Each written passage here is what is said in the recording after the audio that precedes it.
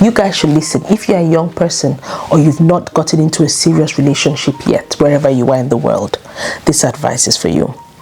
Say you are in your 40s or you already divorced, you have kids and you need companionship and you think that these women here are all horrible. You've had 4 kids and the woman has left you and you're struggling. You want another wife who would be submissive, who would be different. Let me tell you something.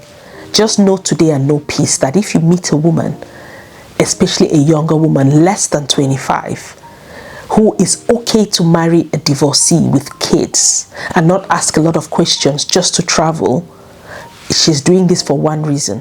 I believe that this topic needs to be addressed within our African community, not just abroad, but around the world, in the diaspora, back home in Africa. We need to understand the repercussions of interglobal marriages. Let me put it out this way.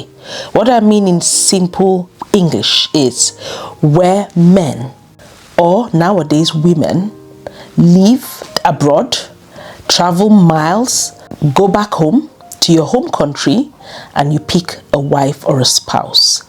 The reason why I'm doing this video is after the last video which I published a few days ago, where I gave my opinion on why a lot of African migrants continue to stay broke and find it hard to be wealthy. And this gentleman came under my video. Clearly he wasn't happy. And before I could say, hey, he poured out his heart. He said, I'm going to read. He's deleted the comment since then, but I have it on my Gmail. What he said before I read his comment, the gist was, a big thing that I forgot to mention in my video, according to him, was marrying the wrong African woman. So I said, oh, of course, but I think you've forgotten something. I don't think it's just the wrong woman. I think it's the wrong partner. He said, no, madam, I know what I'm talking about. And that is the comment, the response I have that I'm reading. He said, I said marrying the wrong woman, not man. Because from my experience, it is the man who is already living abroad that goes back to his home country to marry a woman and brings her to the West. In general, the woman completed only secondary school education, maybe he meant to say has completed. These women do not understand Western way of behaving in a relationship. When they work as a nurse, for example, they do not share in-house expenses as they consider their earning as their money and their husband's earnings as family money. Just so found this paragraph, there's a lot of content. In fact, there's like 3 videos on this one thing. They don't understand saving for retirement and will not even save when asked. Their families pressure them to build houses back home, etc. Some of my friends married and left their wives back in their home country. I decided to talk about this video today. I did not plan to do this video. I was just sitting down and drinking my water, minding my business on this Friday, and I got struck by this topic because I think that although a lot of women went under this comment and were very, very unhappy with his comment, because he said he has been a victim twice of going back home to Africa to marry, and they have all crippled him. Interglobal marriages is a financial transaction. You might agree, you might not agree, but if you want to hear my take on this, relax, maybe get yourself your own drink, just moisturize my lips. I'm about to tell you guys what I think. Some of you might not like this. I'm a messenger, but I am talking here based on my opinion. I'm not a marriage counselor or relationship therapist. Let's get straight into what my thoughts are, okay? So there are certain things that will never change, okay? We all know that the expectations most times from our culture is that when you're settled, you're doing well, you're working, you have a job, your parents or relatives expect you to get yourself a wife and start your own family. Back in the day, even if you leave the village, you go to town, it's expected that you come back and you get yourself a wife. Now, what happens is when people travel abroad, it's very similar. They come abroad and for various reasons, some people choose to travel back miles after so many years and go and get married. This is all okay. It's good. You want a woman from your culture that you can actually have things in common, a woman with the same values, that's fine. But a lot of people, and this is just one comment, there were other comments that I'll put on the screen where a lot of viewers in my last video said women are the cause of them being broke because all they do is give to churches and buy expensive weaves. So I know that there is a bit of a problem here. A bit of there might be like a silent war going on with men and women, and I have to be honest to say that this is vice versa, because nowadays women are educated, they make it, they come abroad, and they also want spouses, so they tend to go back home to get them. Let me tell you guys today what my take on this is, because I have a lot to talk about, and there are examples everywhere of how this can ruin you, not just financially. Okay, I know that the broad topic is how it can be a financial transaction that can yield you returns on your investments. Hello? Or it could ruin you completely, make you bankrupt and financially ruined. But it goes beyond that. You can even have a case of people losing their lives. It's so common. I have examples where because of this, families have lost their lives because of marriages going sour. You can end up with a criminal charge. You can divide families. You can even get deported. Anything can happen. So it is not a topic for us to just mess about, and that's why I decided to do this video. It was very impromptu, but I'm going to share. By the way, if you are a young man, a young woman thinking I'll need to settle soon, what do I do? Perhaps you left your girlfriend or your old relationship that was solid before you traveled, and you guys still have that bond. She'd been there for you before you ever dreamt of traveling or relocating, and you believe that you want to go back and get married to her. That's absolutely fine. I think that's a bit different. But those of you who have lived here for years, 20, 30 years, you are a bit older, especially men. I'm not talking about women, but let me start talking about the men first. You've been abroad for so long, and you have made the decision now that, okay, I need to get married. Okay, it might be because you're getting older, your family have put you pressure, they've even maybe found you a woman, because they say maybe you cannot find yourself, we'll get you a girl who will bear you children. Now, let me ask you this question. Those of you saying that women are using men and making you bankrupt, can you tell me honestly now that if you met this same woman abroad, she'll look at you? Are you honest enough to say to me, if you are planning to go back home, say to Africa, to get yourself a wife, is there a reason why you've not got somebody here? This is a very innocent question. Please, there might be some bullets, but please don't take this personal. Ask yourself this question genuinely. Are you going back home because your family expects you to? Two, or are you going back home because you find the girls here, like you guys say, way too enlightened, too independent, and not real wife material? Those are two questions. If the latter is the reason why you're going back home, my friend, you have something coming. Nobody was born the way they are. Even this little girl or this young woman who you bring back, who appears naive, who appears to be submissive, who appears to tick all the boxes that your parents want, who is as naive as anything, if you believe honestly that this woman will come here and be the same person for 10, 15 years, a woman that you can control, a woman that will just have you kids, a woman that will get a job and maybe hand her wages to you, then think again, okay? Because travel comes with experience, comes with enlightening themselves, comes with broadening their horizons, and comes with making different choices that they might not make in different circumstances. And also, you, this man, you probably are not without fault, okay? If you've stayed for this long, talking about people who are older and tend to go and get wives, I'm not saying that because you are in your 40s or 50s, you've got no partner. I'm not saying that that means that you've been a bad person. But ask yourself why you've been single as well. Why no girls here want you? It means that you have to accept that it might be a financial transaction, especially when you guys go and take girls in their 20s, early 20s, very young at the prime, and say you are in your 40s, or you already divorced, you have kids and you need companionship, and you think that these women here are all horrible. You've had 4 kids and the woman has left you, and you know you're struggling. You want another wife who would be submissive, who would be different. Let me tell you something. Just know today and know peace that if you meet a woman, especially a younger woman less than 25, who is okay to marry a divorcee with kids and not ask a lot of questions just to travel, she's doing this for one reason.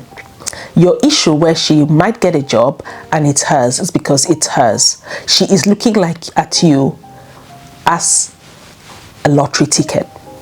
A ticket to travel and help her family members. Sorry, this is the sad truth.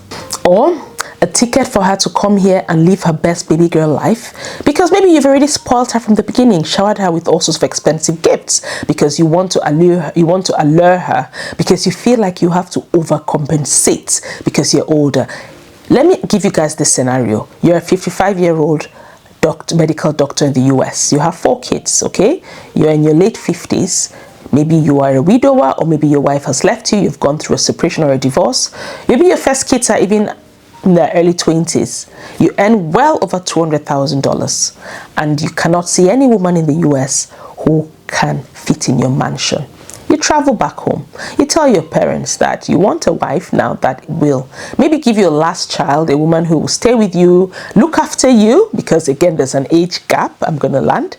And the parents are like, don't worry, come, you have the money. So there's no problem with money, okay? You are a big spender, and your family arranged the most beautiful girl they know, okay? And she's 24, at her prime, at her peak. Maybe she's finished university. She probably has somebody already, a boyfriend who is her age, perhaps, or maybe a few years older, and they're starting their lives or planning to. And you come with a grand entrance. You're from 1 mile away, we can smell your perfume. You're coming with your convoy, your big cars. You sound well, you're educated. She doesn't ask you any questions. It's arranged. You have this money, you're taking her to the US in 6 months, she's marrying you. Let me ask you this. Why do you think that a child who is almost your daughter, your first kid's age, will want to marry a divorcee almost 60? It's because it's a financial transaction. You know this song, baby, if you give it to me, I'll give it to you as long as you want. That song comes to mind because it's as true as anything. Don't be naive in thinking that this woman will travel, you put her through school, maybe she'll be a nurse, like the example that was shared. She's gone to school, she gets a job, maybe minimum, she doesn't really want to work too hard. The reason why she's going to work is to look after her and her family needs. Her mom, who decided to marry her off to a 60-year-old man, has expectations, like it or not, because she knows that this girl will be your carer in 10, 20 years when she'll be at her peak. So you don't expect her to come and share bills with you. Oh no. You don't expect her to have the same retirement and saving plans. Oh no. So let's be less naive and let's be more woke. I love the Gen Zs. They are very, very assertive to what they want. Marriage doesn't seem like an achievement to them. They don't throw big weddings and struggle to live after happily married. No. If you ask a Gen Z, one that is really enlightened on this topic, they'll tell you something. And I spoke to a lady and I've done some research, and they said the 3 things that I would ask any man who comes to me to have a serious relationship, I'll ask them 3 things, and I thought this was amazing. 1, you guys should listen. If you're a young person or you've not gotten into a serious relationship yet, wherever you are in the world, this advice is for you. 1, make sure that you can vet the health background. Do a full health check, not just for STDs, because that was what original fear, but no, different medical things. We have blood pressure, we have high blood pressure, we have different ailments that might not look so obvious because of what we eat nowadays, because of our lifestyle, smoking, drinking heavily, drugs, things that were not a problem 20 years ago. It's a problem now. So vet it again. Things like sickle cell carriers. Do all of your vetting before you engage in something serious. Check that their major organs work and they can reproduce. This is what a young 22-year-old was telling me recently, that was the first thing. And I was looking at her in awe, and she said also, don't underestimate the side of STDs, because our generation, we are very, very loose. We are very, very promiscuous. We do all sorts. So I'm going to check that. The second thing I'll check is that financial health. How financially stable are they? Do they have a ton of CCJs, bankruptcy, loans, credit cards, fraud, not keeping jobs? And she was talking, I was just looking, I'm like, oh God, a lot of us listen. Even you don't have to be a young Gen Z, even if you're looking to remarry, even in the country that you're living in, please check this. What is their financial situation? Do you think that they have the right financial aspirations like you? Do they understand things like saving for rainy days, not using credit cards all over the place, getting involved in all sorts of things that you might not be able to build a financial future with them, buy a house and all of those things? And the last thing is their criminal record. This last one might not be able to be checked back home, but in this part of the world where most of my viewers are, it is a point that we cannot neglect. What does that criminal record look like? Have they been involved in any sort of cases like DV or any other crime that you will be going into a relationship completely blinded by? Because when you're in love at the beginning, you don't think rational, you don't think these things. So I just thought that I'm going to share with you guys that this issue of going back home to get married, there are the red flags that we all can see 1 mile away. Is there a massive age gap? What are you thinking? What sort of family background is this person from? Are they from a struggling background where you know that black tax will be the order of the day? As soon as they come, the family members will expect them to send money? Or is it a relationship where there is mutual love and respect? Or a relationship where perhaps you guys were together and you traveled and you've kept ties, maybe a few years later, your age mates, they're working, they're settled, and they're prepared to even stay back? Those are all things to consider. I said one day I'll share my story, because when I met my husband, he said to me straight up that, oh, why did I meet you now? I was actually looking to move back home permanently, but as luck would have it, we both are here. So make sure that you guys are aligned, because when you marry a woman from back home, a younger woman who you believe has prospects, it could also be very beneficial. I have seen a lot of videos online of young men who go and bring wives, and they come and they're industrious. Some of them are content creators who are making a lot of money for the families, and the men actually quit their jobs and join them. We are in 2025. There are different ways to make money. You don't have to be educated for you to make it today in mainstream work. So if you're getting a woman that you can build a future together, that is beautiful. But don't be deceived that it is not a financial transaction. Why do I say this? I have a lot of cases, people I know personally, who 20 years, 25 years ago went back home. They had just started making a decent living for themselves, maybe even had very good relationships here, people who they were working together, age mates, working hand in hand. But there's the ego. They say, oh, this woman is putting her shoulder up because she's working money and she's not going to respect me. She's not going to listen. She's not going to cook for me. Let me go and bring a young woman who will cook, respect me, serve me. Trust me, she will. In a few years, in fact, those ones are even worse, because they've not had the same struggles that people who came here by themselves had. You know, those of us who traveled, maybe came to study like young people and hustled. It's a different mentality when you meet a man here. You guys are together. You feel like it's a collaboration.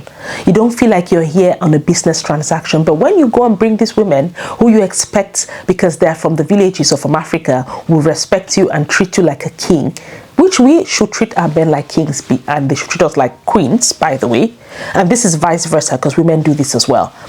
Don't forget that they have not struggled with you, so they think that life is a bed of roses. They don't know your struggles while you were looking for your papers. They don't know your struggles while you were doing the most difficult jobs while you were studying. They've only come and met a made man, and they expect that they'll just sit down, look pretty, be a baby girl, do their nails, wear long weaves, do what they want to do, and the man slaves himself off. So please, let's be woke, let's be smart, let's ask the right questions, and don't be deceived that because a woman is back in Africa, when you bring her here, you can control her. Because again, like it or not, that is a sign, and that is what a lot of narcissistic people will do. Men who need their egos massaged. Because tell me why, after so many years of women coming abroad, running away, why do you guys still?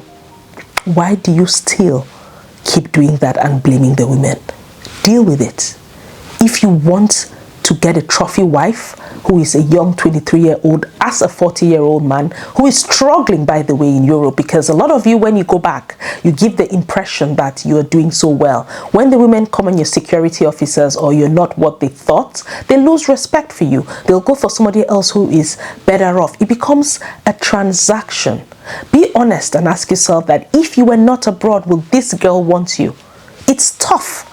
But you need to be tough when you're an adult. Have those tough conversations, otherwise you regret it when you start having kids. Some of these girls don't even want to have kids. And some of these men know that when they come here, I know the reality, they might not even want to have kids for them. So they'll try to force you or coerce you to have kids before you guys even get married, before you travel abroad, so that at least there is something that is an investment. Because I said, this seems like an investment that could go right, could go wrong. So they're thinking, okay, if I can get you pregnant back home and you come, maybe have your first child before you come, you might stay. You are wasting your time. Have you not seen women who have four kids and still get married? It doesn't mean anything. Let's face the reality, okay? I am not against cross or global marriages at all. I'm just giving you some hard truths, food for thought, what you should think about, what you should consider, that it is most likely a transaction if you guys are in different age gaps, different financial gaps, different educational gaps. So you're educated, she's not, or you are young, or you're old, and you have a different reasoning and a different mentality. Please be realistic. We all like to dream, we all like to hope, we all like to imagine things that are not real. But in reality, what do you guys think? What would you do different? What would you advise this man to do? Look around. The number of women abroad, even African women abroad who were settled, you guys have this, come from the same sort of cloth. You've struggled together, you're mature together. You can build a life, you can have kids. You don't have to go home and feel like you get the best girl to overcompensate. What are you hiding? Why do you have to feel overcompensated? Why do you have to get your ego massaged? These are all questions that even you young girls back home ask yourself. Some of you find yourselves in the US. I know a lot of stories, and we all have seen them, where it's gotten so bad. The woman has gone abroad, they've had one child, the cracks have been showing, they end up divorcing, the man goes with nothing, he gets angry, he pulls this thing, and people's lives are being lost. Why? Like a woman, have some sort of self-worth. Invest in yourself, okay? Invest in yourself so that a man compliments you, he doesn't make you. I am really big on empowering women, especially young women, especially African women in the diaspora, wherever you are. Invest in yourself first. Let a man compliment you, because nowadays it is not always a given. Some women are the breadwinners. They travel, they go get men. But if you've always had your sweethearts who, just based on you traveling, geographical locations have made you separate, these are the success stories. Most people who stay successfully and happily married are people who cultivated these relationships before they traveled, not when they've already traveled. They had this relationship, they built them when they had nothing, both of them. That's genuine love and concern.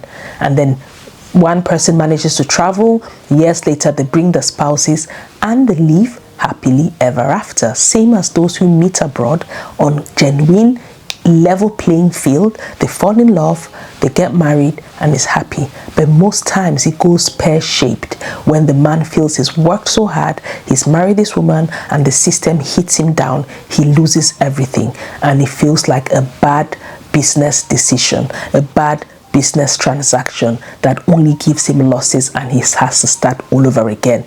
Guys, what is your take on this? This is a very sensitive topic, I know, but I just thought I'm going to share it in a very casual manner. Don't take this personal, and please, before you get in a relationship, if you feel you need counseling, go to a professional. I'm just sat here. My name is Lulu, and because of my experience living on this earth for 40-something years, I share my thoughts, things I'll tell my younger self, and topics like this. I also know that if you met the wrong person, wherever they were in the world, if you met them here, back home, they could also be the cause of your financial downfall. I did a whole video on my take on how and why Africans in the diaspora continue to stay broke. If you want to watch that video, I'll pin it after this. It's very informative. Go, let's have a chat, and there is a part 2 to that video. Okay, I'll see you guys later. Bye-bye. And if you enjoyed this video, you know what to do. Give us a like, consider subscribing, and I'll see you guys in our next video, which will not be too long from now. Bye-bye. Bye.